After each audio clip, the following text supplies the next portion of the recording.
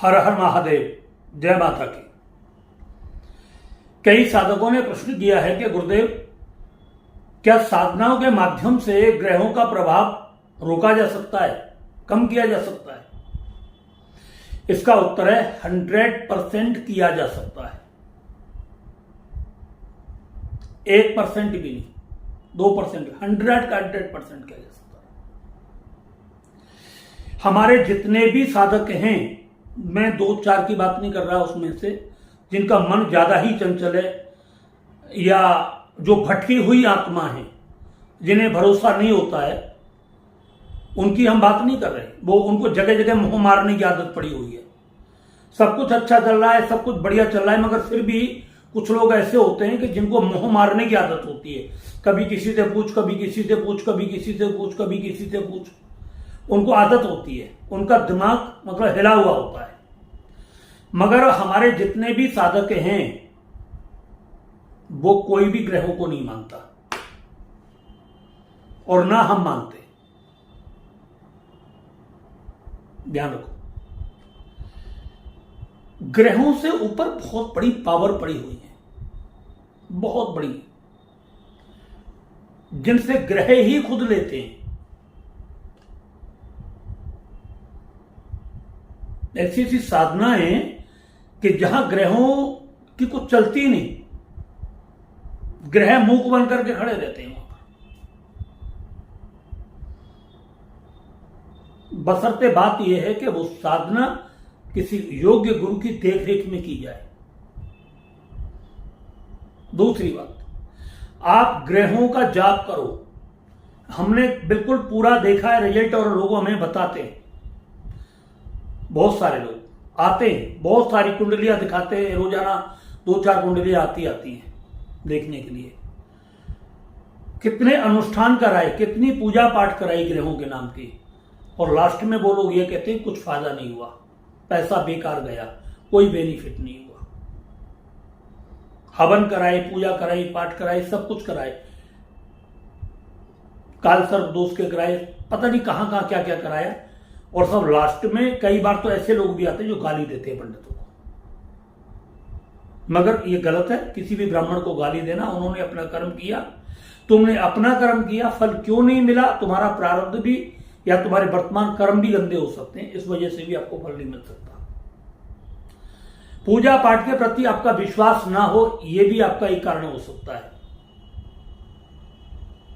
आपके कुछ वर्तमान में या प्रारब्ध में ऐसे पाप कर्म रहे हों जिसके कारण वो आपको फल मिल रहा है, ग्रहों का विशेष प्रभाव आपके ऊपर नेगेटिव हो रहा है, और आपकी जो पूजा है वो उसे स्वीकार नहीं कर रहे।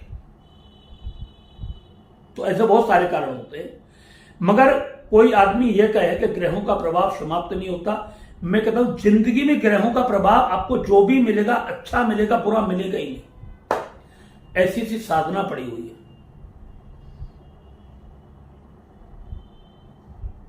अगर कोई योग्य गुरु मिलता है और उसकी देखरेख में अगर कोई आप साधना करते हो, तो आप एक बात ध्यान रखना, आपने कितनी भी ग्रहों की पूजा पाठ की और आपको फल नहीं मिला है, और आप उन साधनाओं को करना शुरू कर दीजिए।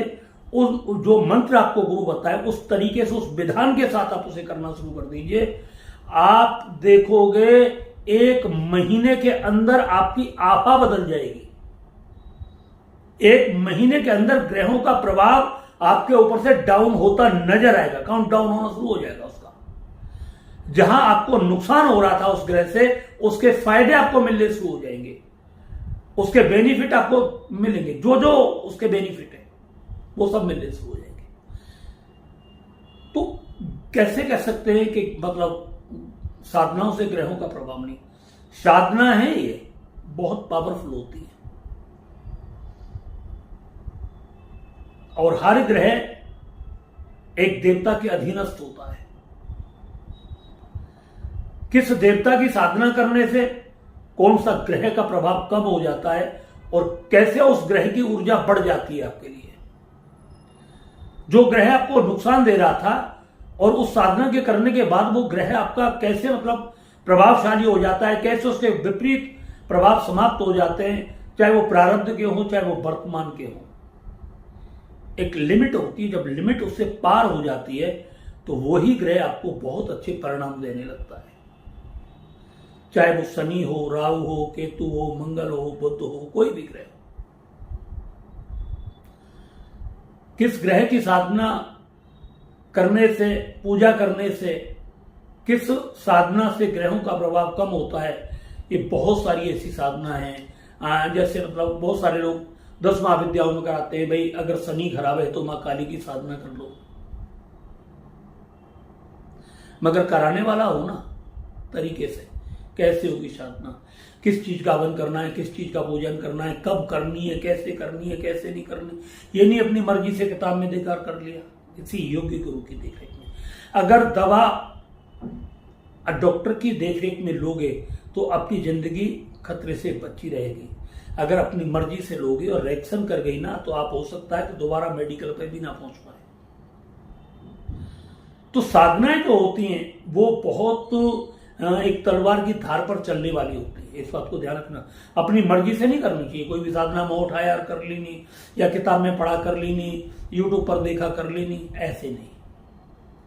आपको किसी की बात अच्छी लग रही है तो उनको कॉल करिए, उनसे बोलो भाई हमें ये साधना करनी है और इसके लिए हमें क्या करना हो, वो आपको जो बताएंगे, थोड़ी बहुत फीस वगैरह लेंगे, ले लेंगे और वो बता देंगे, मगर आपकी जिंदगी के रास्ते खोल देंगे।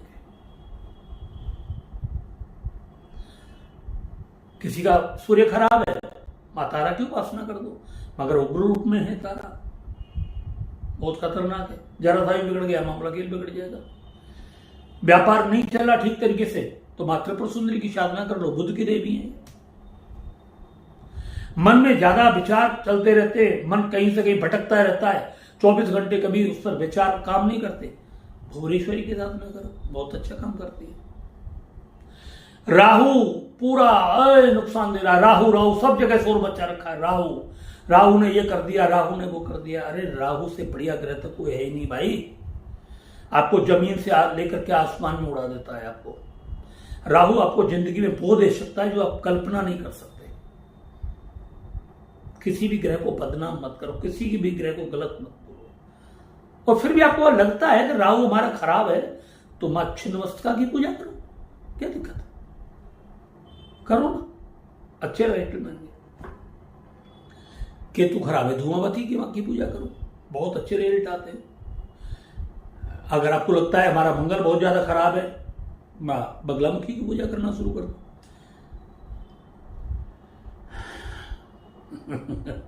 ज्ञान अगर चाहिए आपको बहुत ज्यादा उच्च कोटि का ज्ञान, और ज्ञान मिलता है बृहस्पति से, गुरु कृपा से। और गुरु कृपा अगर आपके ऊपर नहीं है, गुरु कृपा आपके ऊपर नहीं है, तो उसका मतलब है कि आपके गुरुदेव आपसे रुष्ट हैं। तो उसके लिए मातंगी की साधना करो, मां मातंगी की। शुक्र आपका खराब है, मां कमला की साधना करो, लक्ष्मी जी की। तो ये सब साधना है, कैसे करनी है, कौन सी सामग्री लगनी है, क्या करना है, किस समय करना है, इसके सबके अलग अलग विधान हैं। ये सब कुंडली में देख करके की जाती है साधना, ऐसे ही नहीं की जाती आपके कहने से, मर्जी आया उठा लिया। ये आपकी कुंडली में देख करके ही करनी होती है।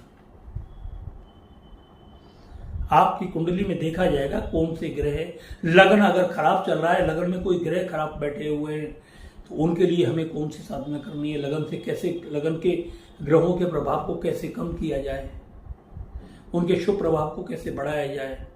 तो ये सब ग्रह कुंडली के अंदर देखे जाते हैं। जैसा रोग होता है डॉक्टर वैसी दवाई देता है, जैसी आपकी कुंडली होती है, कुंडली के अंदर दोष होते हैं, उसी तरीके की आपको साधना बताई जाती है। आप उसे खुद कर सकते हैं, किसी ब्राह्मण से करवा सकते हैं, संकल्प लेकर के पूजा पाठ करवा सकते हैं। अब देखो ब्राह्मण अगर करेगा तो भैया पैसा लेगा, दक्षिणा लेगा आपसे, फ्री में तो करेगा नहीं। उसका आपके ऊपर विश्वास कैसा है वो भी है। मगर करने वाला अगर साधक होगा, इस बात को ध्यान रखना, अगर करने वाला होगा तो रिजल्ट आपको बहुत जल्द मिलेगा। वैदिक कल्प में भी क्या होता है हमारे यहां, वैदिक कल्प में साधनाओं का ही तो खेल है। हम बोल देते 3 घंटे में आपका प्रभाव कम होना शुरू हो जाएगा, गलत ग्रह का प्रभाव कम हो जाएगा, गुस्सा आ रहा है गुस्सा कम होना शुरू हो जाएगा, काम धंधे में रुकावटें धीरे धीरे खुलनी शुरू हो जाएगी। तो ये क्या है, वैदिक कल्प भी उसी आधार पर ही तैयार किया जाता है। ग्रहों के आधार पर पहले आपकी कुंडली मंगाई जाती है, कुंडली देखी जाती है। कुंडली अगर नहीं है तो प्रश्न लगन से आपके प्रश्न देखे जाते हैं, उसमें कुंडली के अंदर देखा जाता है कहाँ कौन से ग्रह खराब पड़ रहे हैं। अगर कुंडली भी नहीं है, ग्रह लगन का टाइम भी नहीं है, कुछ भी आपको ऐसा नहीं मिल रहा है, फिर आपका फोटो लिया जाता है, उससे ओरा लिया जाता है। उस ओरा को आपको चेक किया जाता है कि इसकी ओरा इस व्यक्ति की क्या है और ये ओरा किस ग्रह से मैच खा रही है। उस ग्रह से संबंधित पूजा करके आपके प्रभाव को कम किया जाता है, पूजा की जाती है। सैकड़ों विधियां होती है, मगर इतना बात ध्यान रखो, ग्रहों के प्रभाव 100% खत्म हो जाते हैं, 100 के 100%। और जिंदगी में कि भाई किसी ग्रह का प्रभाव आपको पता ही नहीं चलेगा मेरे जीवन में कभी कोई ग्रह आया, क्योंकि जब आप साधना में उतर जाते हो ना, तो आपके जीवन में कभी बुरा वक्त आता ही नहीं है।